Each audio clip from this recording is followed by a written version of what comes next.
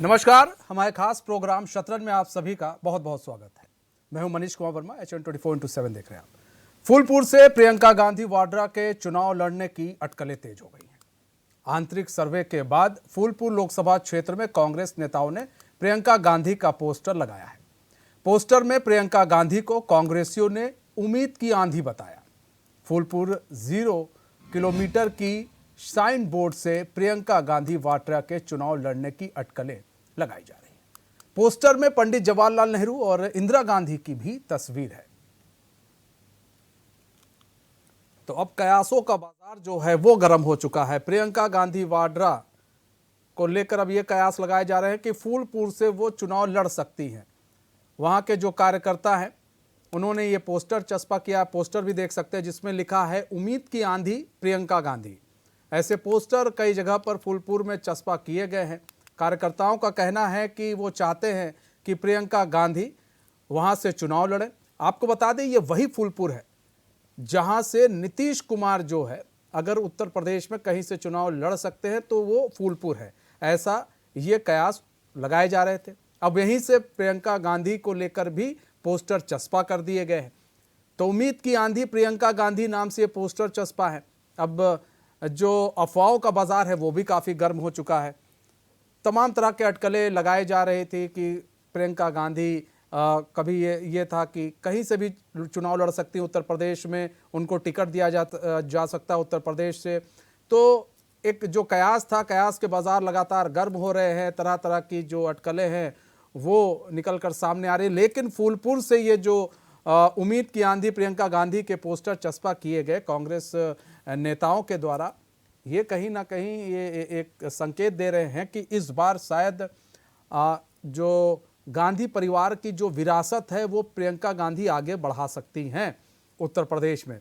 लेकिन अब सवाल कई उठते हैं कि प्रियंका गांधी काफ़ी दिनों से दिखी नहीं। आपने देखा होगा विधानसभा चुनाव जब हुए उत्तर प्रदेश के अंदर तब प्रियंका गांधी काफ़ी एक्टिव थी, लेकिन उसके चुनाव में अच्छा प्रदर्शन ना होने के बावजूद यहाँ पर कई सारे बदलाव देखे गए कांग्रेस के अंदर। और उसके बाद प्रियंका गांधी उत्तर प्रदेश में गाए बगाए दिखाई पड़ती थी, या कोई बड़ा मुद्दा हो गया तब वो आ गई। ऐसे अदरवाइज वो उत्तर प्रदेश का वो रुख नहीं करती थी। ये भी कहा जा रहा था कि वो उत्तर प्रदेश से उनका मोह भंग हो गया है और उनको यहाँ से शायद अब हटाकर कहीं और का प्रभारी बनाया जा सकता है। तो महासचिव भी हैं प्रियंका गांधी। तो हमारे साथ जुड़ चुके हैं अश्वनी शाह जुड़ चुके हैं, भाजपा प्रवक्ता अनिल शर्मा जुड़ चुके हैं, कांग्रेस प्रवक्ता धर्मेंद्र सिंह सपा नेता हैं जो कुछ ही देर में हमारे साथ जुड़ेंगे। चलिए कई सारे सवाल, उन सवालों का जवाब जान लेते हैं अपने मेहमानों से।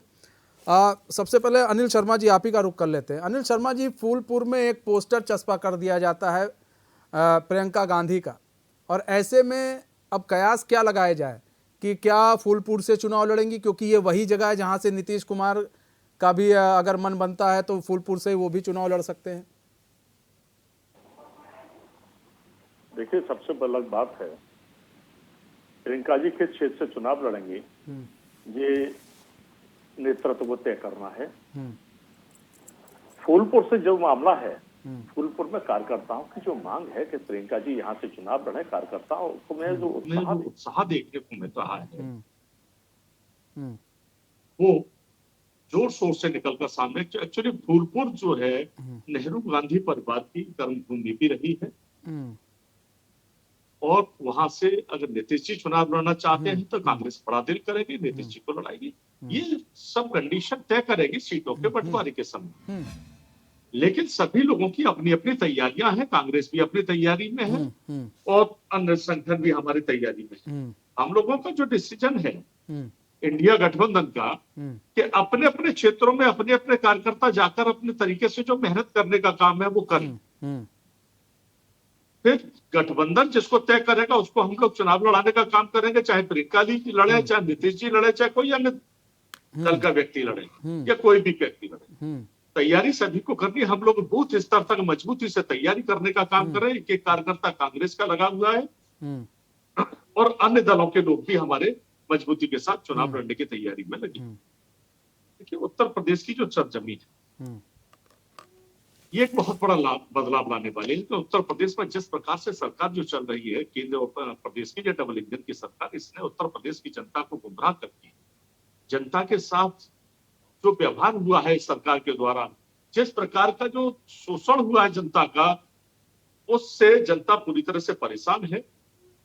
आप देख लीजिए आए दिन की जो घटनाएं हो रही हैं, आज मजबूर हो गए हैं व्यक्ति कि रात को घरों से निकल नहीं सकते अकेले, डर लगता है लोगों को। और ये वजह है कि लोग बदलाव चाहते हैं और 2024 में जो बदलाव की बयार आने वाली है, लेकिन अनिल चुनाव भाई किसी ये भी ये क्षेत्र का ये हो, हम वही लोग फूलपुर पूरे है जिले जहां से नीतीश कुमार भी लड़ सकते हैं, तो आप तो वो तो गठबंधन है ना, जी तो जी ऐसे में आपको नहीं लग रहा है कि आपके जो कार्यकर्ता हैं पोस्टर चस्पा करके यहाँ पर लड़ाई झगड़ा लगवाने का काम कर रहे हैं? ना ना ना, देखिए लड़ाई झगड़े का तो कोई मतलब ही नहीं। मैंने आपको पहले ही बताया कि हम लोग जो आपस में गठबंधन हमारा है, इंडिया गठबंधन में सारे दलों के दिल बड़े हैं। हम्म, हम लोग इन चीजों पर, छोटी छोटी बातों पर लड़ने वाले लोग नहीं हैं। हम्म, रही बात कार्यकर्ताओं की, तो कार्यकर्ताओं की भावना हम्म, को दरकिनार नहीं कर सकते। कार्यकर्ताओं की अगर भावना है कि आपकी जिंदाबाद अगर करनी है तो आपकी जिंदाबाद करेंगे, हम्म, लेकिन ये भी निश्चित है कि हमारी पार्टी में जो नीति निर्धारित है कि जिस व्यक्ति को भी हम लोग पार्टी में टिकट दे देते हैं, पूरे कार्यकर्ता तन मन धन से पूरी ताकत के साथ हम्म, उसको जिताने के लिए लग पड़ते हैं। हम्म, और यही वजह है, कार्यकर्ता जिस प्रकार से जो मेहनत कर रहे हैं, आपको मेहनत देखने को मिलेगी। आज प्रियंका जी के नाम पर भी अगर उस फूलपुर क्षेत्र में मेहनत हो रही है, तो निश्चित है वहां का कार्यकर्ता तन्मयता के साथ, पूरी कहाँ हो रही ताकत के है? साथ क्षेत्र में अनिल भाई अभी तक हंसी लगा नहीं आ रही थी, लेकिन अब हंसी इसलिए आ रही है। कहाँ हो रही है मेहनत? प्रियंका गांधी कहाँ मेहनत कर रही है? आप बताइए ना, कब देखिए, यूपी प्रियंका आई गांधी, थी? ओहो, मैंने क्या कहा आपसे? कार्यकर्ता मेहनत कर रहा है ना। नेता चुनाव नहीं जिताता है, चुनाव कार्यकर्ता जिताता है। बूथ तो अभी बूथ पर बस्ता लगाने का काम कार्यकर्ता का होता है, वोट निकालने का काम कार्यकर्ता करता है। महासचिव हैं शायद वो, कांग्रेस में अभी भी हैं कि नहीं है पता नहीं जी है हाँ, बात। महासचिव है, यूपी के प्रभारी हैं यहाँ प्रभारी भी और हैं, वो बकायदा सचिव हैं, लेकिन वो समय तो दिखती ही नहीं है जी, ना, दिखती नहीं है अनिल भाई। ये चस्पा किसने में कहा नहीं दिखती? ऐसा तो नहीं है कि ये जो चस्पा किया गया है, ये जो नेता है ये अपने आप को दिखाने के लिए, ये कहते हैं ना कि आप लोग बड़ा कहते हैं चाटुकारिता, ये चरण चुंबकीय, ये एक शब्द आप लोगों के यहाँ से सुप्रिया श्रीनेत ने निकाला है, चरण चुंबकीय एक शब्द है। तो पता नहीं इस तरह के। ये व्यवस्था बीजेपी में है, हमारे यहाँ नहीं है सर। हाँ, तो हमारे यहाँ ये कार्यकर्ता को कार्यकर्ता की तरह सम्मानित किया जाता है और कार्यकर्ता को पूरा सम्मान मिलता है। हाँ, ठीक अब है। यही देख लीजिए, मुझ जैसे छोटे से कार्यकर्ता को प्रदेश का प्रवक्ता बनाया हुआ है। हाँ, नहीं, अश्वनी शाही जी भी प्रदेश के मैं तो प्रवक्ता, बड़ा वो भी छोटा सा छोटे से ही नेता है। ठीक है अश्वनी शाही जी, आपका रुख कर लेते हैं। अश्वनी भाई यहाँ पर देखिए फूलपुर की बात है। फूलपुर में जहाँ एक तरफ नीतीश भी दावा कर रहे हैं, अभी तक मतलब कोई आधिकारिक बयान नहीं आया, लेकिन ये कहा जा रहा है कि नीतीश का भी वहाँ पर दावा है ये। और यहाँ पर अभी प्रियंका गांधी की आंधी, उम्मीद की आंधी, प्रियंका गांधी के पोस्टर चस्पा कर दिए गए, वहाँ के कार्यकर्ताओं ने चस्पा कर दिए।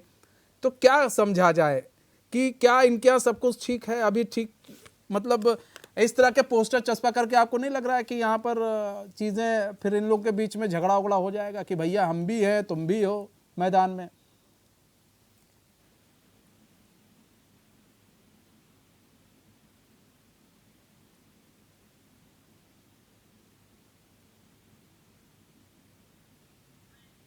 ठीक, अश्विनी शाही जी हम आपके पास आते हैं। सर आपकी आवाज़ नहीं आ रही है, कनेक्ट नहीं हुई है, हम दोबारा कनेक्ट करने की कोशिश करते हैं। अनिल शर्मा जी, एक बयान था राहुल गांधी का, कल इसको लेकर पूरी बहस भी हुई हमारी, आप ही के नेता बैठे हुए थे। ये बयान था राहुल गांधी का कि हम सीट मांग नहीं रहे हैं, हम सीट दे रहे हैं। और सीट दे रहे हैं यानी कि आप लोगों को ये जो सीट है वो खैरात में मिलेगी, यहाँ पर जो मिलेगी, और फूलपुर भी उसी में एक होगी अगर आपको मिलती है सीट, तो मिलती है तो। गठबंधन के अंदर ना तो कोई खैरात है ना जकात है। गठबंधन में जितने लोग हैं सभी समान हैं, और जब सीटों का बंटवारे का मामला होगा तो सारे लोग एक साथ बैठेंगे और एक साथ बैठकर बड़े सामंजस्यता के साथ डिसीजन होना है किसको कहां लड़ाना है। हम लोग जिताऊ प्रत्याशी को लड़ाने का काम करेंगे। सामंजस्य तो नहीं बन पा रहा है, सामंजस्य तो नहीं बन पा रहा। ठीक है अनिल भाई, आते हैं आपके पास। अश्विनी शाही जुड़ चुके हैं हमारे साथ। अश्विनी शाही जी, उम्मीद की आंधी प्रियंका गांधी फूलपुर में ऐसे पोस्टर चस्पा किए गए हैं। ऐसे में जो अगर हम बात करें, अभी आधिकारिक पुष्टि तो नहीं है, लेकिन कहा जा रहा था कि यहीं से नीतीश कुमार भी चुनाव लड़ सकते हैं अगर लड़ना हो तो क्या समझा जाए कि ये लोग तो ये झगड़ा करवा रहे हैं कांग्रेसी, और फिर इन लोग में तो झगड़ा होगा कि अब आप गठबंधन इन लोग को खुद ही नहीं मालूम कौन चुनाव लड़ेगा वहां पे। मनीष जी देखिए, प्रियंका जी को कांग्रेस कहां से चुनाव लड़ाती है, कांग्रेस के कार्यकर्ता क्या मांग करते हैं, ये कांग्रेस का अंदरूनी विषय है। भारतीय जनता पार्टी को उससे कोई लेना देना नहीं है। लोकतांत्रिक अधिकार है, सबका संवैधानिक अधिकार है, कहीं से कोई चुनाव लड़ सकता है। मगर जो मुख्य रूप से बात है कि अभी आपने जो कहा नीतीश जी क्या करेंगे, जिसने इस इंडी अलायंस को बनाने के लिए जो शुरू से जहाज लेकर यहां से वहां दौड़ते रहे, वो बेचारे आज किस तरीके से हाशिए पर कर दिए जा रहे हैं इस टाइप के मैसेज देकर, चाहे कार्यकर्ता दे चाहे पार्टी दी। दूसरा जो नारा दिया गया, उम्मीद की आंधी प्रियंका गांधी, 2019 में भी हम लोगों ने उत्तर प्रदेश में देखा था कि प्रियंका जी किस तरीके से स्कूटी पर बैठकर लखनऊ की सड़कों पर घूम रही थी और 7% वोट को 2.25% पर तब्दील कर दिया। तो एक तरह से वो पनौती का काम कर गई यहाँ कांग्रेस के लिए। कांग्रेस को 7 को 17 करना चाहिए, 7 को 10 करना चाहिए, वो 2% से भी नीचे ले आई। तो कितना बड़ा आंधी है उम्मीद की, कौन सी उम्मीद उनके अंदर? उत्तर प्रदेश की जनता तो कोई उम्मीद नहीं देख रही है। बाकी एक नारा दिया इन्होंने, लड़की हूं लड़ सकती हूं, और वो नारा जैसे उत्तराखंड के चुनाव में भूल गई, पंजाब का चुनाव था वो भूल गई वहां। तो श्रीमती प्रियंका गांधी जी का यहाँ पर कहते हैं लोग कि देखिए नेहरू जी 3 बार वहां से जीते, उसके बाद उनकी बहन विजय लक्ष्मी पंडित जीती। अब आनंद भवन जो है, जो प्रयाग का है, वो फूलपुर क्षेत्र में आता है। तो इसका मतलब ये नहीं है कि आनंद भवन जहां होगा सब लोग जीत ही जाएंगे, लड़ लेना चाहिए। 2019 का चुनाव हुआ तो कांग्रेसी कार्यकर्ताओं ने कहा कि बनारस से चुनाव लड़ेंगी। कांग्रेस को ये पता चल गया था कि मोदी जी के खिलाफ बहुत मुश्किल है, तो वो नहीं गई, उन्होंने मना कर दिया प्रियंका जी ने।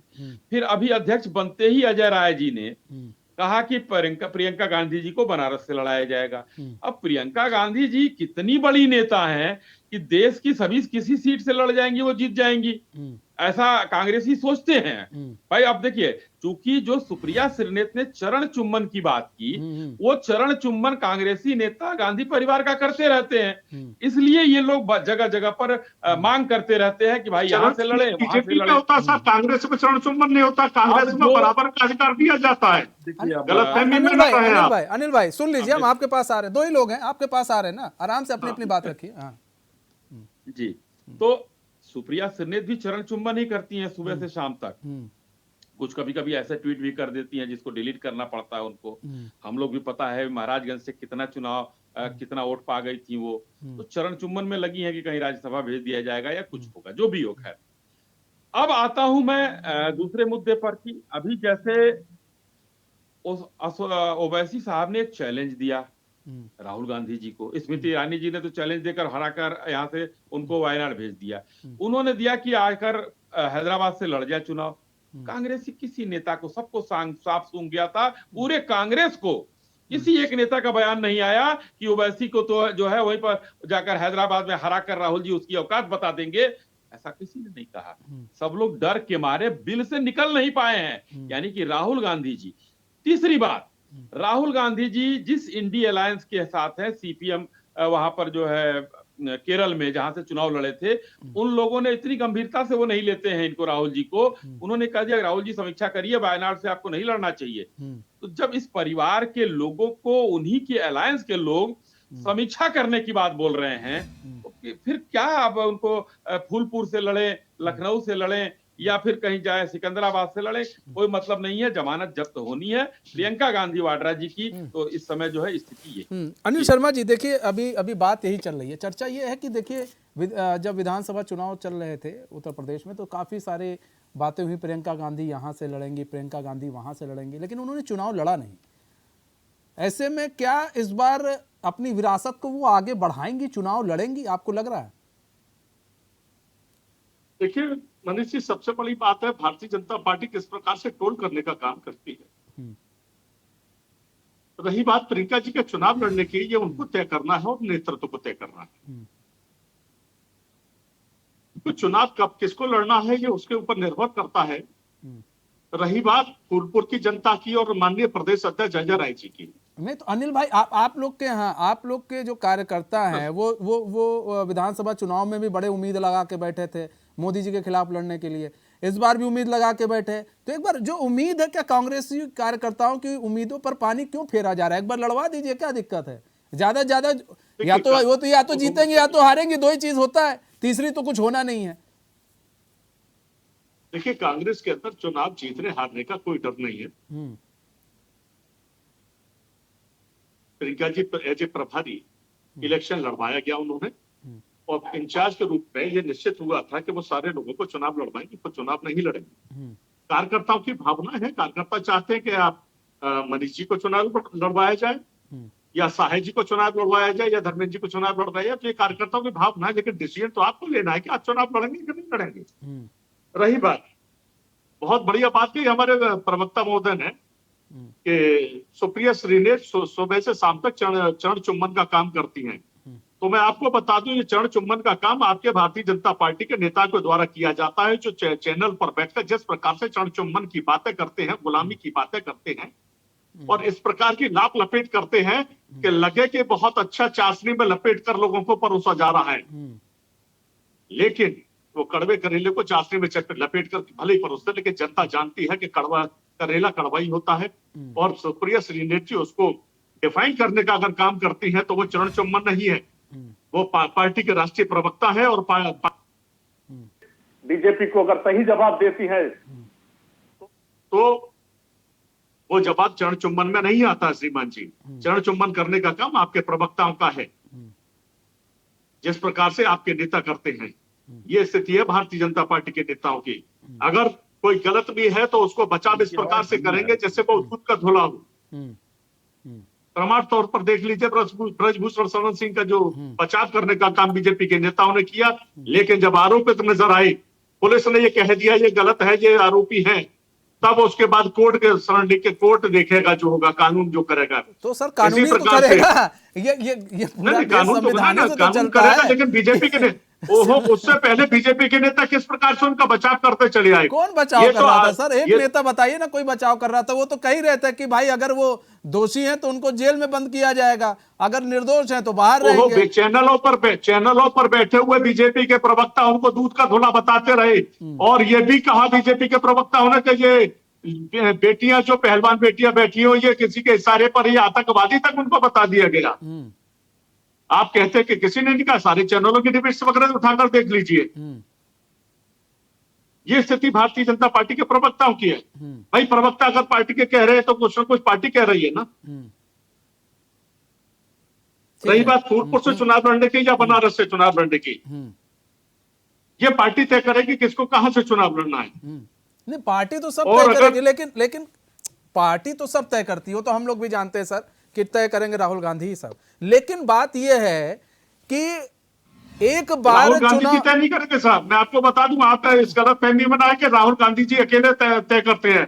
कांग्रेस की वर्किंग कमेटी, चुनाव समिति जो बनती है, वो समिति तय करती है। अच्छा चलिए ठीक है, हम वो भी not individual only Rahul Gandhi ji. अच्छा, ये जो पूरी कमेटी बनती है, चयन कमेटी। ठीक है सर, अब ये बताइए, एक प्रक्रिया है, उस प्रक्रिया के तहत डिसीजन होता है हमारे यहाँ।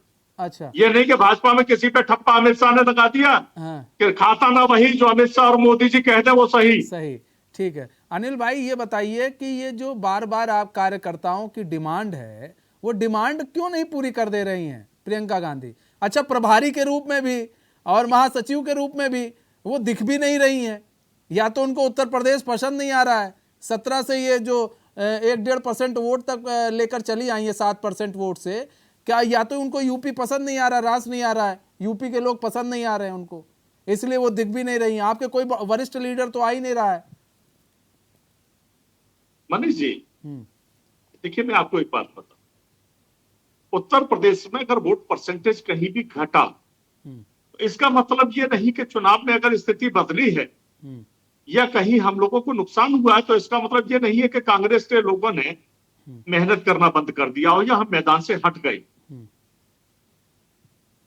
अगर 2 कदम पीछे हटे तो 2 कदम आगे लंबी छलांग लगाने के लिए भी हम लोग तैयार हैं।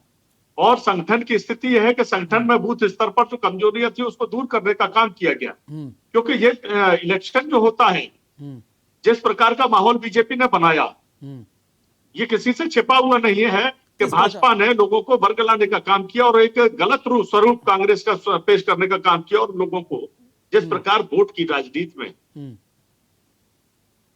सत्ता हासिल करने के लिए भाजपा ने जिन हथकंडों का इस्तेमाल किया, किस तरह के हथकंडे? कांग्रेस का वोट जरूर घटा, लेकिन कांग्रेस का किस कार्यकर्ता नहीं नहीं घटा। नहीं तो किस तरह के हथकंडे? मतलब उन्होंने सिर्फ कांग्रेस के लिए वो हथकंडे अपनाए थे, सपा और बसपा के लिए नहीं अपनाए थे?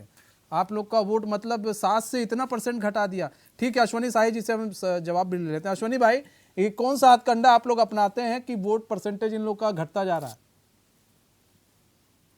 देखिए मनीष जी, अभी हमारे मित्र जो है बैठे हुए हैं, इन्होंने 2-3 बातें कही कि भाई हमारा राहुल गांधी नहीं तय करते हैं, वो नहीं तय करते हैं, और खाता ना वही अमित शाह का है वही सही। अच्छी बात है, इन लोगों को ये बताया जाता है किस तरीके से दिख रहा है। मगर हमने 2004 से 14 तक का वो भी सीन देखा है कि हिंदुस्तान इतना अमीर देश था कि इस देश के प्रधानमंत्री ने एक महिला को रखा हुआ था हाथ मिलाने के लिए। पीछे पीछे चलते थे माननीय प्रधानमंत्री जी, कौन से पद पर वो थी, राष्ट्रपति या प्रधानमंत्री, सुपर प्राइम मिनिस्टर। किताब में लिखा हुआ है कि फाइलें किस तरीके से, संजय बारू जी की किताब में लिखा हुआ है, पढ़ लीजिएगा, मैं अपने मित्र से कहूंगा कि पढ़िए, उसमें क्या लिखा है। उसमें नाम लिखा हुआ है किसका, कौन फाइलें लेकर जाता था, किस हैसियत से निपटाया जाता था बिना वहां के। तो एक्सीडेंटल प्राइम मिनिस्टर पिक्चर आ गई, उस पर फिल्म बन गई। तो ये सब सारी चीजें है, उसको दोहराने से कोई फायदा नहीं है। मगर आज जो प्रत्यक्ष में ये है कि 2019 का चुनाव किस तरीके से प्रियंका जी भाग भाग के लड़ी, 2022 में देखिए कितने लोगों को इन्होंने खड़ा किया, और कितने चुनाव हो गए कि कांग्रेस के राष्ट्रीय 5 नेताओं का नाम बता दीजिए कि जो रेगुलर उत्तर प्रदेश का दौरा किए हों, चाहे वो राहुल जी हो, खड़गे साहब हो, सोनिया जी हो, प्रियंका जी हो, या कोई भी राष्ट्रीय नेता हो जो यहाँ पर दौरा करता हो। सोनिया जी चलिए अस्वस्थ है, कोई बात नहीं है, अस्वस्थ होने के नाते हो सकता है कि वो रायबरेली नहीं आती, लेकिन वैसे भी नहीं आती थी। पिछला आप जितने दिन से वो चुनाव जीत रही हैं, आप देखते रहिए कि कितनी बार वो आई हैं, और साल भर में हमको लग रहा है कि एक बार आ गई तो बहुत हो गया। 5 साल में 5 बार नहीं होता था। राहुल जी चुनाव हारने के बाद वो अमेठी गए नहीं। प्रियंका गांधी जी चुनाव के बाद चली गई तो एक बार पॉलिटिकल टूरिज्म पर आई कि उनका मकान लिया जाएगा, उस किसका, शीला कौल जी के मकान में, किसके मकान में रहेंगी, सब कुछ बड़ा प्रसारित किया कांग्रेस के लोगों ने। मगर वहां कोई ना रहने आया और ना आज तक वहां है। तो ये स्थिति क्यों हो गई? 89 के बाद कांग्रेस आज हाशिए पर है उत्तर प्रदेश में। अखिलेश जी कह रहे हैं कि हम यहाँ पर सीटें दे रहे हैं, मांग नहीं रहे किसी से जी। तो किसके लिए कह रहे हैं? कांग्रेस के लिए कह रहे हैं ना। आरएलडी इतनी बड़ी उनकी तो पार्टनर है नहीं, आरएलडी को 4-6 सीट देकर वो शांत हो सकते हैं। 60 सीटों पर अपने चुनाव लड़ने की बात कर रहे हैं, तो कांग्रेस कहां गई? पिछलग्गू कांग्रेस यहां भी है, पिछलग्गू कांग्रेस बिहार में भी है, पिछलग्गू पंजाब में भी बना दिया है उनकी क्या नाम है, आम आदमी पार्टी ने पिछलग्गू बना दिया, ममता बनर्जी ने पिछलग्गू है वो तमिलनाडु में। इन सब जगहों पर पिछलग्गू पार्टी बन गई है, जो सबसे पुरानी पार्टी होने का दावा किया जाता है। आज की स्थिति परिस्थिति देखिए, हम तो ये कहते हैं कि बड़ी अच्छी बात है, हमारे भाई यहाँ बैठे हैं, मजबूती से डिफेंड कर रहे हैं, इस बुरे वक्त में भी मजबूती से कर रहे हैं। लेकिन यही अगर इनके राष्ट्रीय नेतृत्व को भी समझ में आ जाए। एक और उदाहरण देना चाहूंगा, माननीय प्रधानमंत्री जी नॉर्थ ईस्ट का दौरा कम से कम 50 बार से ऊपर कर चुके हैं। देश में किसी भी स्टेट का दौरा वो 10 बार से ऊपर कर ही चुके हैं जब से वो प्रधानमंत्री बने। लेकिन प्रधानमंत्री जी मणिपुर का दौरा करने नहीं गए, मनमोहन सिंह जी 2 बार भी असम नहीं गए, प्रधानमंत्री जी एक बार भी नहीं गए, आसाम नहीं गए, नू हिंसा में एक बार भी नहीं गए। देखिए बीच में बोल रहे हैं, भाई सुन लीजिए ना, हमारे आपके पास आ रहे हैं। ठीक है, ठीक है, बोलिए अनिल जी, बड़े प्यार से धैर्य से सुन रहा हूँ। काहे, देखिए विवेक होने का मतलब ये होता है ना, आदमी के अंदर जब देखता है नेगेटिव पॉइंट ज्यादा आ रहा है, केवल आपको याद दिला रहा हूं, ये उचित नहीं है अनिल जी। बौखलाइए मत, क्या करना भाई, स्थितियां सबकी होती है। ये सब तो मैं बौखलाता नहीं हूँ, ये बौखलाहट आपकी दिखाई दे रही है। आप तो बड़े शांति प्रिय हैं, दो चुनाव से आपको विपक्ष का नेता लायक नहीं देश की जनता छोड़ रही है कि कोई विपक्ष का नेता लोकसभा में बन जाए। स्थितियां खराब है, बौखलाने की बात नहीं है, ठीक है, धैर्य रखिए। स्थिति तो आपकी रही है, 2000 हो जाता है ये सब चीजें। अब मनीष जी, क्या स्थिति थी भारतीय जनता पार्टी की अभी तक? 2 बार वहां नहीं गए, तो ये कांग्रेस की एक परिपाटी है, जनता को बेवकूफ बनाओ उनके बीच में वापस मत जाओ। लेकिन अभी देखिए, एक जो भारत तोड़ो यात्रा हुई थी, वो सारी भारत जोड़ो यात्रा हुई थी, उसमें उत्तर प्रदेश का पश्चिम का हिस्सा छुआ गया थोड़ा सा। क्यों? उत्तर प्रदेश में वोट नहीं है ना, 2% से कम वोट है, क्यों आएंगे उत्तर प्रदेश में राहुल जी? वो तो मोहब्बत की दुकान खोलते हैं, तमिलनाडु से दुकान खोलते हैं। वो पादरी याद होगा सबको, केरल वाला, वो सनातन समझा रहा था उनको। और मुंबई की जैसे बैठक हुई, तुरंत स्टालिन को कहा गया, बोल सनातन को इरेडिकेट करना है भाई, ये एजेंडा तय हुआ। तो जब सनातन को इरेडिकेट करने का एजेंडा इंडिया अलायंस तय करती है, तो जनता ने भी तय कर लिया है कि उत्तर प्रदेश हो या कहीं भी हो, इनको फिर से लोकसभा में नेता प्रतिपक्ष बनने लायक नहीं छोड़ना है, जैसे 2 बार से जनता इनको तय। ठीक है। अनिल भाई देखिए, यहाँ पर देखिए सवाल कई हैं। एक तो कि आपका जो शीर्ष नेतृत्व है, खड़गे जी को तो शायद अब उत्तर प्रदेश है भी कि नहीं है, उनको पता भी है कि राज्य है कि नहीं है, वो तो भूल ही गए हैं। हाँ चलिए, वो तो हैं, आते हैं नहीं आ रहे हैं, वो ठीक है, अपना अपना है। राहुल गांधी भी पहले आते थे, चलिए है ना, वो भी नहीं आते हैं, वो भी शायद भूल गए हैं, हो सकता है चुनाव नहीं है इसलिए नहीं आते हैं। प्रियंका गांधी तो भूल ही गए, जो कि प्रभारी हैं, आप खुद बोल रहे हैं, महासचिव आप खुद बोल रहे हैं, वो भी नहीं आती, वो भी भूल गई, चलिए चलता है। एक सांसद हैं आपके यहाँ, वो भी नहीं आती हैं, वो भी शायद हो सकता, मतलब सबको उत्तर प्रदेश भूल गया है कि उत्तर प्रदेश नाम की, और सबको मालूम है उत्तर प्रदेश ही एक ऐसा राज्य है कि 80 सीटें अगर जिसके खाते में चली गई, वो फिर वो राजा हो जाता है। वो अगर आपके खाते में आ गई भाई साहब, तो फिर आप सबकी बोलती बंद कर देंगे। बीजेपी के खाते में आ गए तो वो सबकी बोलती बंद कर देगा। 80 सीटें। दूसरी चीज, इंडिया अलायंस को लेकर अब सवाल इसलिए भी उठ रहे हैं ना, क्योंकि बार बार ये सवाल उठ रहे हैं, क्योंकि जिस तरह से अखिलेश यादव का बयान आपने सुना कि हम सीट मांगने वालों में से नहीं, हम देने वालों में से, मतलब कहीं ना कहीं वो खैरात की तरफ इशारा कर रहे हैं कि वो आप लोग को दे रहे हैं, बांट रहे हैं, आप आइए तब हम देंगे। तीसरी चीज ये है, पंजाब में कांग्रेस के एक नेता को पकड़ा गया है, गिरफ्तारी हो गई है सर, है ना, और वो भी ड्रग्स के मामले में। आम आदमी पार्टी ने गिरफ्तार करवा दिया है। अब बताइए किस तरह से देख रहे हैं ये अलायंस आपको ठीक लग रहा है? मैं कल आप ही के एक नेता थे, मैं उनसे पूछ रहा था, अनिल भाई ये सवाल पूछ रहा था, ये 3 सवाल, तो एक सवाल और भी जोड़ दीजिए इसमें, एक सवाल और भी था, मैं उनसे पूछ रहा था, और शायद उसी का असर आज टीवी पर दिख भी रहा था। मैंने कहा कि लोकसभा चुनाव में आप लोग एक साथ गठजोड़ करके लड़ तो रहे हैं कि चलो हमको बीजेपी को हराना है, अच्छी बात है, आप लोग की इच्छा है, लड़िए। वहीं जब विधानसभा चुनाव होता है तो वहाँ पर सभी अपनी अपने दल को उतार देती है। तो यहाँ पर आप लोग जनता के साथ छलावा कर रहे हैं। मतलब अगर आप एमपी में चुनाव लड़ते हैं तो कांग्रेस वहाँ खराब है एमपी के अंदर, और जो पार्टियाँ हैं वो खराब हैं। लेकिन अगर सपा खराब है कांग्रेस के लिए, वहाँ सपा भी उतर रही है तो सपा खराब है। राजस्थान में कांग्रेस है तो वहाँ पर भी सपा खराब है, और भी जो पार्टियाँ वो खराब है। लेकिन केंद्र के अंदर वो पार्टियाँ अच्छी हो जाती हैं क्योंकि केंद्र में आपका गठबंधन है। तो सर ये तो हो जाएगा फिर कि भाई हम अपना हाथ खींच लेंगे, हम अपना मुंह खींच लेंगे, तब तो ये वाली बात हो जाएगी। तो फिर जनता को कहाँ से लाभ मिलेगा? ये तो जनता के साथ खिलवाड़ हो रहा है ना फिर। देखिए मनीष जी, प्रांतीय चुनाव अलग है और राष्ट्रीय चुनाव अलग। गठबंधन केंद्र चुनाव में हुआ है। और रही बात आपने कही कि कांग्रेस नेता को ड्रग्स के आरोप में अरेस्ट किया गया, जो गलत करेगा वो अरेस्टिंग होगी, और कानून अपने सबके लिए बराबर है। लेकिन क्या भारतीय जनता पार्टी जो रेपिस्ट है उनके नेता, उनको अरेस्ट कराने का काम करेगी? उन्नाव कांड जिसमें पहले कुलदीप सेंगर जी का हुआ, उसको बचाने का काम किया बीजेपी ने। उसके बाद वहां के मंडल अध्यक्ष ने रेप किया। पहलवान बेटियों पर यौन शोषण का जो काम किया गया, वो इनके बाहुबली सांसद कहते हैं ये ब्रजभूषण शरण सिंह, क्या उनको बचाने का काम बीजेपी के नेताओं ने नहीं किया? चिन्मय स्वामी या मध्य प्रदेश के गृह मंत्री के बेटे का मामला, ये सब क्या है? मध्य प्रदेश में इनका बीजेपी का कार्यकर्ता पदाधिकारी और एक आदिवासी व्यक्ति के ऊपर खुले होकर पेशाब करता है, ये सब क्या है? ये उन अपराधियों को कभी नहीं पकड़ेंगे क्योंकि उनको संरक्षण देने का काम बीजेपी करेगी।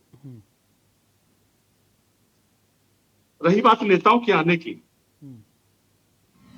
खड़गे जी कोई दूध पीते बच्चे नहीं है। खड़गे जी हर व्यक्ति, आपने बहुत अलग बात कही कि उत्तर प्रदेश भी नहीं जानते होंगे वो, तो मैं आपको बता दूं, खड़गे जी आज के नेता नहीं है, एक बहुत अनुभवी व्यक्ति हैं और एक एक प्रदेश की एक एक बारीकियां जानते हैं और कार्यकर्ताओं से बराबर समय निकालकर वो कार्यालय में मिलते सर, हैं। हम जानते हैं कि हम वो राइट। बहुत सीनियर लीडर हैं, सब उनका सम्मान करते हैं, हम भी सम्मान करते हैं, ऐसा नहीं है।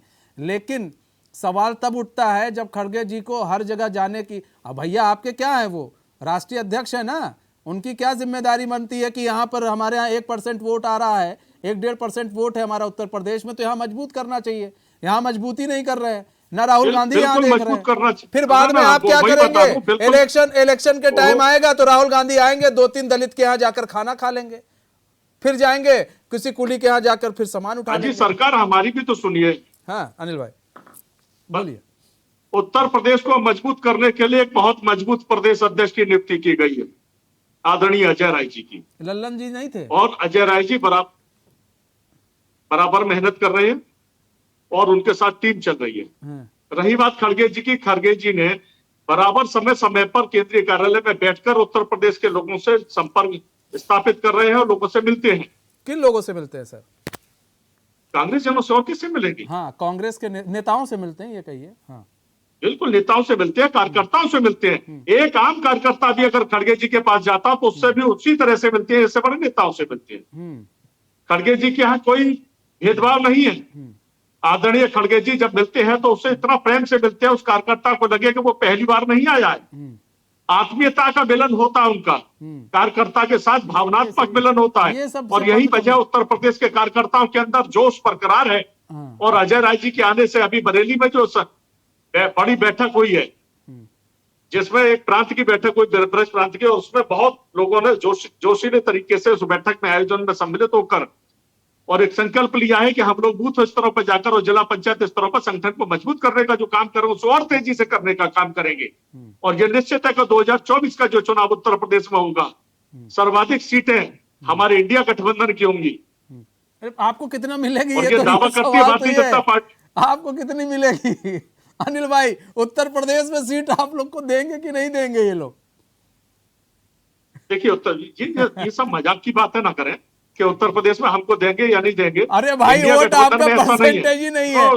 वो कह रहे हैं कि हम लोग लेते नहीं, हम लोग देने वालों तो एक बात बता दीजिए मनीष जी, के वोट परसेंटेज अगर डाउन हुआ तो बढ़ेगा नहीं। भारतीय जनता पार्टी का कितना वोट परसेंटेज था और आज को कहा इनकी भारतीय जनता पार्टी के मूल संगठन भारतीय जनसंघ, उसको क्यों नहीं आगे आने देना चाहते ये? क्योंकि वो हिंदूवादी संगठन है, ये गांधीवादी समाजवादी विचारधारा का संगठन है। इन्होंने उसको पर्दे के पीछे कर रखा है, खुद हिंदुवादी संगठन बने हुए हैं, जबकि ये तो समाजवादी गांधीवादी विचारधारा पर बना हुआ संगठन है। जनता के सामने कितने चेहरे लेकर जाएंगे? ठीक है अश्वनी शाही जी, भाई आप लोग भी अब ये क्या कीजिए कि आप लोग भी एक वीडियो कॉल किया कीजिए नेताओं से, जो है कह दीजिए आपके जो वरिष्ठ लीडर हैं, आला कमान हैं, जो भी हैं, क्या नाम है, गृह मंत्री अमित शाह हो गए, आपके यहाँ पीएम मोदी जी हो गए, उन लोगों से वीडियो कॉन्फ्रेंसिंग के मिल लिया कीजिए। जनता से मिलने की जरूरत क्या है? वो तो जनता, ये लोग दर्द बता ही देंगे। आप लोग क्यों नहीं ऐसा करते हैं? देखिए, क्यों मोदी जी को आप लोग बार बार यहाँ बुला के उनको तकलीफ दे रहे हैं? भाई साहब, हमको समझ नहीं आ रहा है। भारतीय जनता पार्टी का नारा है सबका साथ, सबका विकास और सबका विश्वास। इस नारे के अंतर्गत हम सबके लिए काम करने की बात करते हैं। हमारा बूथ अध्यक्ष भी सबसे मिलता है, हमारा राष्ट्रीय अध्यक्ष भी सबसे मिलता है। माननीय प्रधानमंत्री जी की और योगी आदित्यनाथ की बात मत कीजिए, जो उत्तर प्रदेश में कोरोना काल में भी कोरोना के पीड़ित थे, जैसे ही स्वस्थ हुए पूरे उत्तर प्रदेश का दौरा करना शुरू कर दिए। कहाँ कौन ये लोग रहता है? ये लोग, कोई कहता है बच्चों की वैक्सीन बेच दी, बच्चों की वैक्सीन बनी ही नहीं थी। कोई कहता है भाजपा की वैक्सीन थी। ये सब बड़ा कांड होता रहा है। कांग्रेस के लोग देखिए, चूंकि ये राजे रजवाड़े हैं, युवराज रानी के पेट से राजा पैदा होता है, एक कहावत सुनी थी। और आज देखिए देश को कि सोनिया जी किस तरीके से रानी थी और युवराज पैदा हुए थे। ये लोग कैसे आएंगे यहाँ? हम लोग कार्यकर्ता की बेस की पार्टी है, कार्यकर्ताओं के बीच में रहते हैं। अब देखिए, हम जन जन में जा रहे हैं। अगर जनता के बीच में चले हैं, आपके नेता अगर चल रहे तो खुली चुनौती देता हूं, 3800 किलोमीटर पंजाबी की तरह पैदल चले, तुरंत जो है हमारी बातों को आपके नेता में इतना साहस नहीं जनता के बीच में इस तरह से चल रहे हैं। ठीक है अनिल भाई, सुन लीजिए, दर्द हो रहा है, वो बहुत दर्द हो रहा है। अश्वनी जी आपकी हर बात को सुन रहे थे, आप लोग, आप भी उनकी बात को सुनिए। मैं तो सुन के नोट भी कर रहा हूं, लेकिन अनिल जी को देखिए, दर्द बेचैनी होना लाजमी है। चूंकि मैंने कहा ना, कठिन वक्त में ये अपनी पार्टी को डिफेंड कर रहे हैं, तो दिक्कत तो होनी लाजमी है। लेकिन हमारे यहाँ जो भी हमारी योजनाएं हैं उनको जन जन तक पहुंचाने का काम विधायकों को लगाया गया, कार्यकर्ताओं को लगाया गया। अभी जो है एमपी को लगाया गया कि आप जाकर चौपाल करिए, गांव में रहिए। एक घटना आपको बताऊं, अभी कुछ दिन पहले की बात है। दिल्ली पार्टी कार्यालय पर संजोग से मैं गया हुआ था, तो वहां पर बीएल संतोष साहब के सामने एक माननीय सांसद पड़ गए। हाथ जोड़कर प्रणाम किया। बीएल संतोष साहब ने कहा, यहाँ क्या कर रहे हैं आप? आपकी ड्यूटी तो वहां लगी थी, आप चौपाल आप वहां जाकर लगाना था। नहीं सर, कुछ काम था, इस वजह से आए थे। हमारे यहाँ डांट पड़ गई उनको। इनके यहाँ है कोई? नहीं है। हमारे लोगों को क्षेत्र में रहने की, जनता के बीच में रहने की बात की जाती है। और यहाँ तो कांग्रेस क्या करते, शुरू से लिखवा के आई, 56 साल राज किया, कहीं से पर्चा भर देंगे, जीत जाएंगे। हैदराबाद भले ही ना जाए डर के मारे ओवैसी के।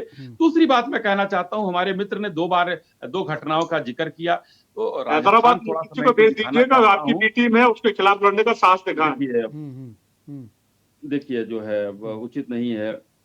जमुआ रामगढ़ एक जगह है, वहां एक शिव भारद्वाज डिप्टी एसपी एक दलित के ऊपर पेशाब करते हैं, और गोपाल मीणा इनके कांग्रेस के विधायक हैं, वो उनसे जूता साफ कराते हैं, अपने पैरों उसे जीभ से जूता साफ कराते हैं। उस पर कांग्रेस का हमारे साथी नहीं बोलेंगे।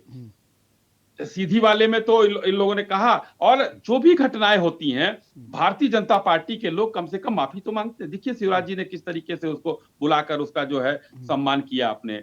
उसमें कहीं आपने सुना इस चीजों को कि डिप्टी एसपी पेशाब कर रहा है और विधायक वहीं बैठकर जो है जूता अपना जीभ से साफ करवा रहा है एक दलित का?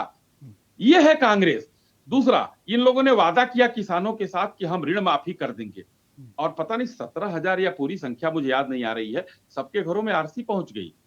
ये इन लोगों का है। चाहे सीकर का हम बलात्कार कहें, चाहे हम जयपुर में वो वर्किंग वुमन का बलात्कार कहें, कोई अपराधी अभी तक नहीं पकड़ा गया है। माननीय गहलोत जी कहते हैं ये छोटा बलात्कार है, वो बड़ा बलात्कार है। इनका मंत्री वहां पर कहता है, अरे भाई ये तो मर्दों का पदाधिकारी निकलेगा राजस्थान में, आप रहेंगे। तो ये लोग उस प्रदेश के उस मानसिकता के लोग हैं। मुख्यमंत्री जी का एक बयान आया, लड़कियां अपने आप चली गई थी, बलात्कार नहीं हुआ था, वो अपने आप चली जाती हैं, सहमति से जाती हैं। ऐसे ऐसे लोग जो है महान महान विभूतियां कांग्रेस में पड़ी हैं। उत्तर प्रदेश में भी वही। उत्तर प्रदेश चूंकि कोई यहाँ पर जनाधार नहीं है, कोई नेता नहीं है, हर दिन खोजा जा रहा है। कुछ दिन तक लल्लू जी जो है गिरफ्तार हो रहे थे। लल्लू जी की एक घटना सुन लीजिए कांग्रेस के लोगों का। अभी कुछ दिन पहले पूरा बवाल हुआ था, जो उसमें कोरोना में जो है गाड़ियां आ रही थी, जा रही थी, तो राजस्थान में इनकी सरकार थी, बिहार के लोगों को भेज नहीं रहे थे। योगी आदित्यनाथ जी ने गाड़ियां लगवाकर भेज दिया।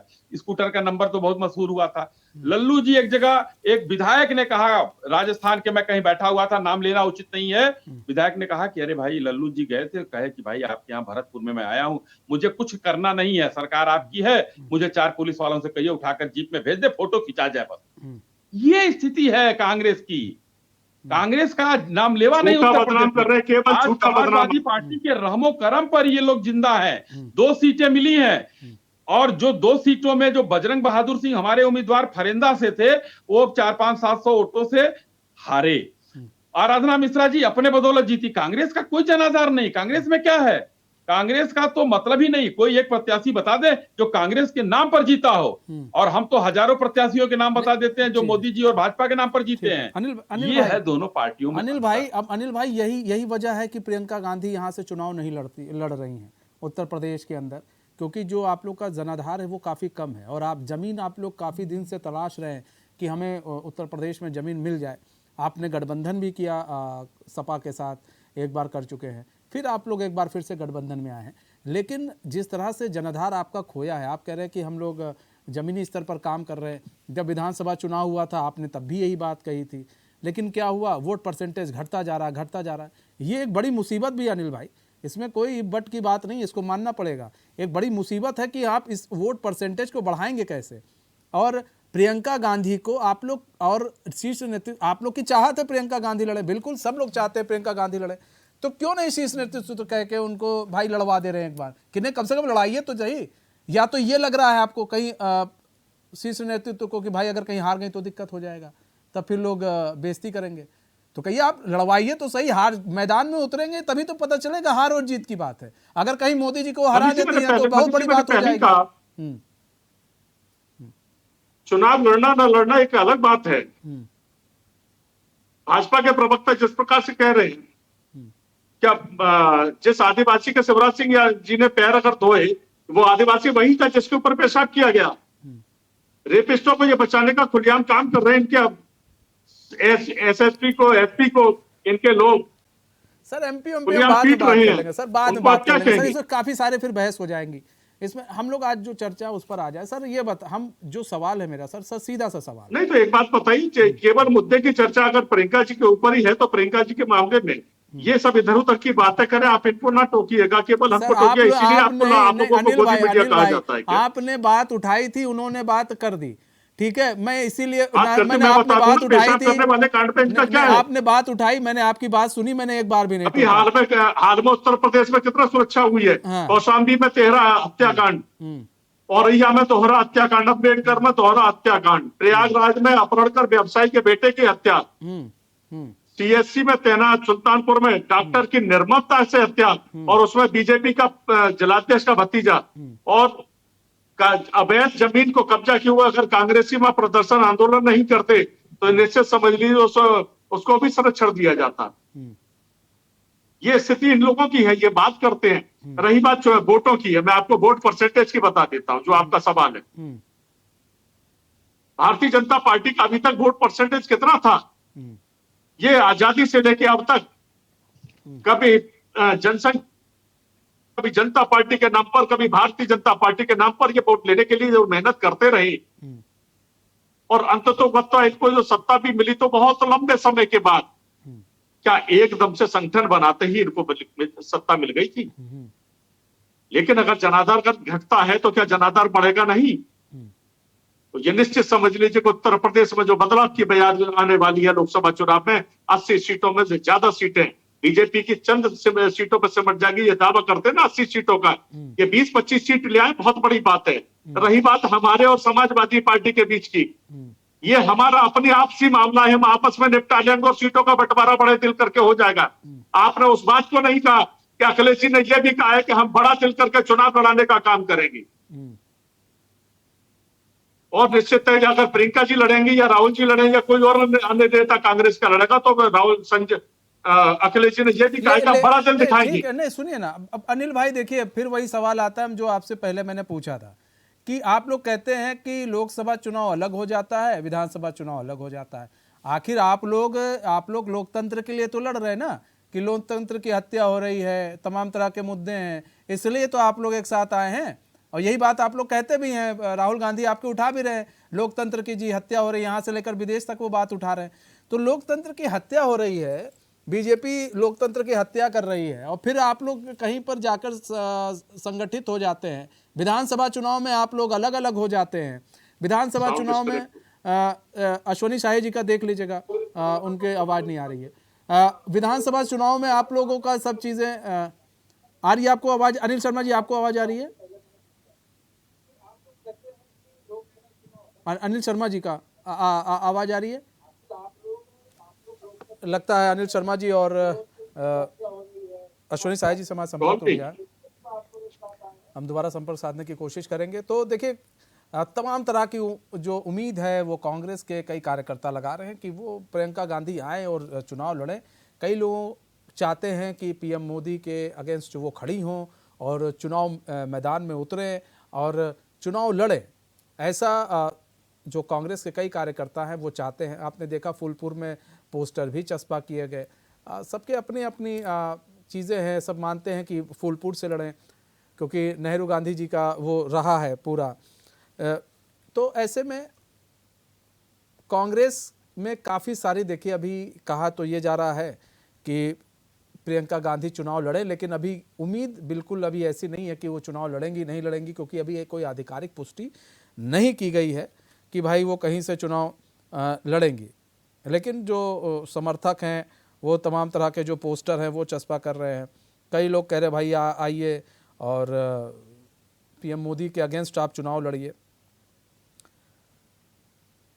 तो बता दें, पंडित नेहरू ने फूलपुर से 3 बार वो चुनाव जीते थे, तो वहाँ पर एक अच्छा जनाधार जो है वो था कांग्रेस का। फूलपुर में कांग्रेस का जनाधार अच्छा है। तो पार्टी के जो पूर्वांचल में पार्टी को जो है ना मजबूत बनाने की दिशा में काम करने की ज़रूरत है, और इसीलिए इस तरह के पोस्टर चस्पा किए गए ताकि पूर्वांचल से अगर लड़ती हैं प्रियंका गांधी, पूर्वांचल के किसी भी सीट से अगर लड़ती हैं, चुनाव लड़ती हैं और ऐसी जगह से चुनाव लड़ती हैं, तो ऐसे में यहाँ पर ये हो जाएगा कि पूर्वांचल जो है कांग्रेस की उसमें थोड़ी मजबूती भी हो जाएगी, कांग्रेस थोड़ी मजबूत भी हो जाएगी। तो इसको लेकर तमाम तरह के जो कयास हैं काफ़ी लगाए जा रहे हैं। 2019 में भी ये मांग उठी थी कि भाई प्रियंका गांधी चुनाव लड़ें, और वो भी वाराणसी से चुनावी मैदान में पीएम नरेंद्र मोदी के समक्ष उतारे जाने की मांग कर रही थी।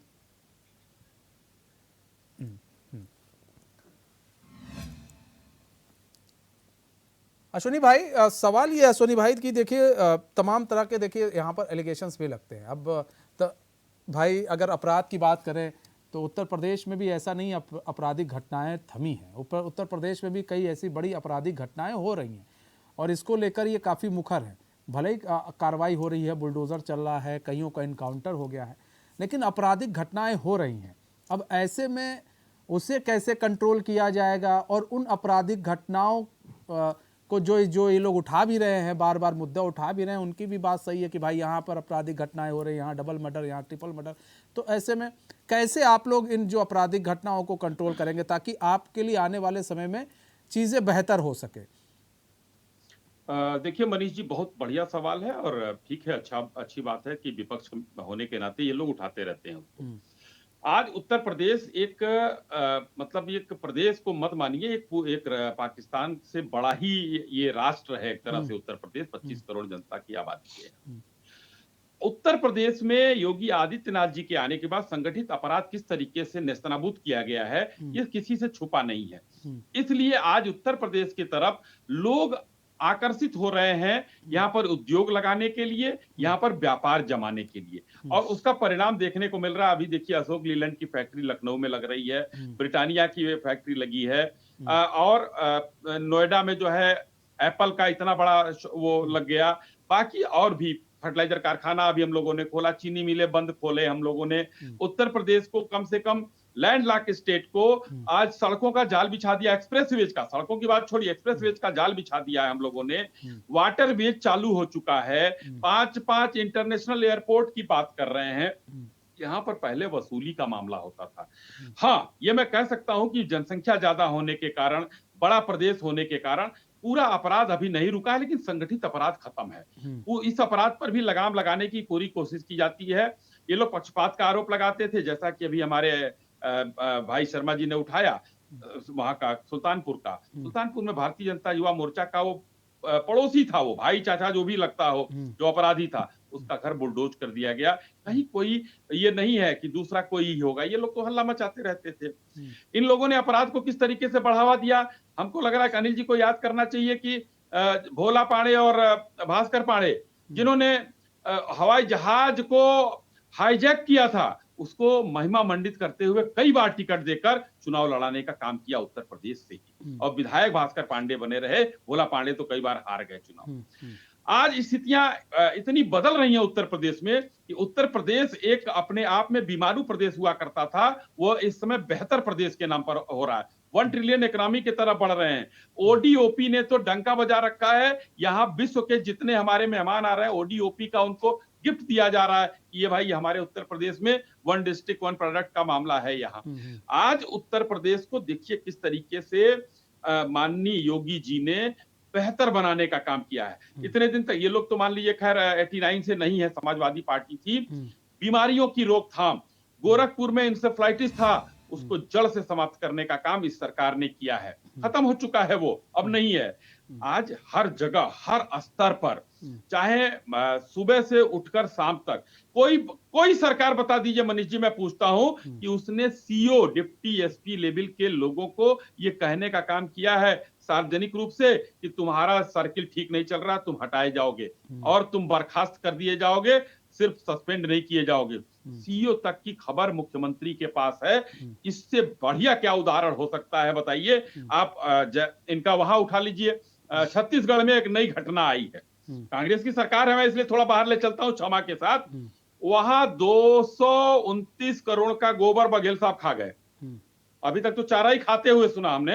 हमारे एक विधायक सौरभ सिंह ने उठाया सदन में, तो वहां के माननीय मंत्री कह रहे कौन सा 229 करोड़, तो उन्होंने गिनवाया कि 246 करोड़ का गोबर खरीदी हुई, 17 करोड़ रुपए का उसका प्रोडक्ट बेचा गया, बाकी गोबर कहाँ है दिखा दीजिए।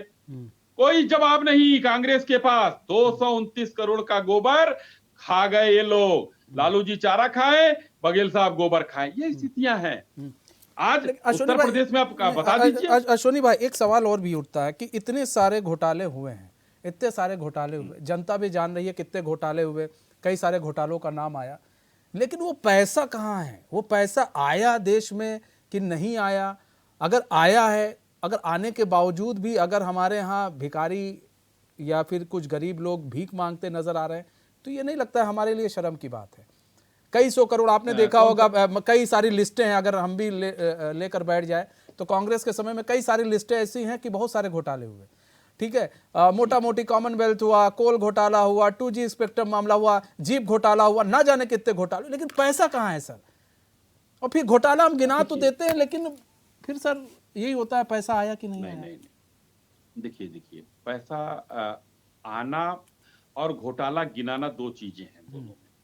आज जैसे मैं इधर देखिए, कोई भी चाहे 2G हो या कोयला हो, मामले जांच तक पहुंचे। देखिए आरोप लगना, अभी आरोप लगा ना राहुल गांधी जी पर, किसी चीज का आरोप लगा, कोर्ट से उनको सजा मिल गई, उनकी सदस्यता चली गई, वो दोषी हो गए, करार दिए गए। जब दोषी करार दिए गए तो सजा याफ्ता हो गए, ऊपर की कोर्ट ने उनको माफ कर दिया, सजा माफ हो गई। तो ये तो न्यायिक प्रक्रिया है। आरोप लगाकर पहले, इसीलिए हिंदुस्तान में मुलजिम और मुजरिम दो शब्द है। पहला जब पकड़ा जाता है आदमी तो मुलजिम होता है, यानी कि आरोपी होता है। बाद में जब सजा सुना दी जाती है तो वो मुजरिम हो जाता है, आरोपी से वो उसको जो है सजा याफ्ता घोषित कर दिया जाता है। अब मैं आपको बताता हूं, जो ये इन लोगों ने बार बार कहते हैं घोटाले हुए, जितने लोग चाहे विजय माल्या गए, वो कौन मोदी गए, वो फलाने गए, ये लोग नाम गिनाते भी रहते हैं। मैं आज कहता हूं कि उनके जो राइट ऑफ किए गए हैं सारे, उनका यहाँ जो जायदाद थे बेचकर वसूली करके जमा किया जा रहा है, पैसे यहाँ से आ रहे हैं। और उनको पहले अभी विजय माल्या साहब का एक लंदन में जो है वो आपने बयान सुना कि किस तरीके से माननीय प्रधानमंत्री जी ने और माननीय चिदम्बरम साहब ने चिट्ठी लगाया था लोन देने के लिए बैंक को। इस चिट्ठी पर इनको फोन पे लोन देते थे, वही लोग भागे हैं। कैसे बांट दिया भाई? ठीक है, ऐसे ही चिट्ठी पर लोन उन्होंने वहां पर कोर्ट में दिया है, हलफनामा दिया है। ठीक है अनिल भाई, आप लोग यहाँ पर बड़ी मजबूती से काम कर रहे हैं। हम भी देखते हैं, कांग्रेस के कार्यकर्ताओं को देखते हैं, लखनऊ में खासकर हम देखते हैं कि कार्यकर्ता बेचारे जुटे रहते हैं, धूप में हो चाहे पानी बरस रहा हो, बेचारे जुटे रहते हैं। यही जब हम ज़िले पर जाते हैं तो ये चीज़ें कम हो जाती हैं। हम तो देखते हैं कई कई दिन तक कार्यालय नहीं खुलता है, कई कई दिन तक तो लोग ठीक है किसी चाय की दुकान पर बैठे हैं, गप्पे सप्पे मार रहे हैं। आप राजधानी में तो आप अपनी पूरी मेहनत कर रहे हैं, पूरा जी तोड़ लगा रहे हैं, लेकिन यही चीज़ जब आप ज़मीन पर और जाएंगे, ज़िले के अंदर जाएंगे, गांव के अंदर जाएंगे, तो ये चीज़ें कम होती जा रही हैं। तो आपको नहीं लगता अनिल भाई कि इसको और थोड़ा मनीष जी किस जनपद में चलना चाहेंगे आप? सर हमने तो अभी तक जहां जहां देखा मुझे वो बता दिया आपको। अब आप बता दीजिए। हम तो कह रहे हैं सर इसको मजबूत करने की बात कर रहे हैं सर। 10 सेकंड में चलिए। मेरे गृह जनपद आगरा आ जाएंगे, सुनिए, आप मेरे गृह जनपद आगरा आ जाएंगे, मैं आपको जिले के 15 ब्लॉकों के अंदर जितनी तहसीलें, 7 तहसीलें हैं और उनके सारी ग्राम पंचायतों में लेकर चलता हूँ। समय निकालिएगा पूरा। मथुरा चलिए, मथुरा की सारी पंचायतों में ले चलता हूँ। फिरोजाबाद चलिए, फिरोजाबाद की सारी पंचायतों में। हाथरस चलिए, हाथरस में दिखाता हूँ। अलीगढ़ चलिए, अलीगढ़ में दिखाता हूँ। इटावा चलिए, मैनपुरी चलिए, कितने जनपद आपको गिनाऊं। बरेली चलिए, बदायूं में देख लीजिए। सब जगह आपके नेता है, हम ये नहीं कह रहे नहीं है, काम की बात कर रहे हैं, जमीनी स्तर पर काम की बात कर रहा हूँ। ना आपने जो प्रश्न किया है मैं वही बता रहा हूँ। मैंने ये नहीं कहा कि मैं नेताओं के पास लेकर चलूंगा, मैं उस ग्राम पंचायत स्तर पर कार्यकर्ताओं से मिलाने का काम करूं, कार्यकर्ता किस तरह से काम कर, जो वर्तमान स्थिति में जो संगठन को जो मजबूती प्रदान की गई है उसकी स्थिति को बताने का काम करते। और मुझे ना ले चलिएगा, मैं आपको लिस्ट दे दूंगा, इन लिस्टों के साथ जाइएगा और एक अनजान व्यक्तियों के साथ जाइएगा। बिल्कुल उन्हें लगे कि अनजान व्यक्ति आया और वहां देख लीजिए, पता करिए संगठन है या नहीं। ये स्कूटनी करने का तरीका। मुझे ले जाओगे या मेरे किसी ने पार्टी के नेता को ले जाओगे तो निश्चित होने लगेगा कि नेता आ रहे हैं, तो हम तैयार हो ठीक है अनिल भाई, अचानक अश्वनी भाई, पहुंचिएगा और समय देखिएगा कम है सर, संगठन। समय कम है। बहुत बहुत धन्यवाद आप दोनों मेहमानों का हमारे साथ जुड़ने के लिए और अपना बहुमूल्य समय हमें देने के लिए। तुम्हारे इस खास पेशकश से बस इतना है, मुझे दीजिए इजाजत। तो खबरों के साथ बने रहने के लिए देखते रहिए चैनल न्यूज़। नमस्कार।